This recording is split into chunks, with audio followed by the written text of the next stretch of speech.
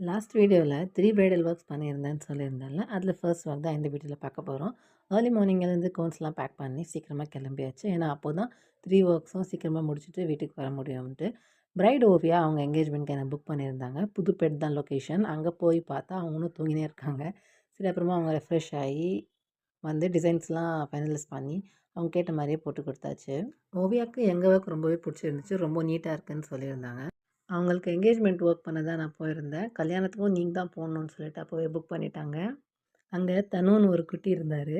அவரும் என் work review கொடுத்துருக்காரு. அது நீங்களே பாருங்க. ಅತ್ತ ಮೆಹಂದಿ ಹೆಂಗೈತ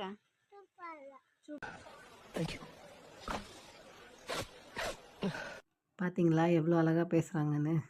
என் ஒர்க்கை முடிச்சுட்டு நான் அங்கேருந்து கிளம்பியாச்சு. தென் ஓவியாவோட அம்மா கூட வந்து ஆட்டோ ஏற்றி விட்டு போனாங்க. ஸோ ஸ்வீட்டில். ஸோ நான் அங்கேருந்து நெக்ஸ்ட் ஒர்க்கு கிளம்பியாச்சு. அதை நெக்ஸ்ட் பார்ட்டில் பார்க்கலாம். So until then tata bye bye from Tiruppattur Alia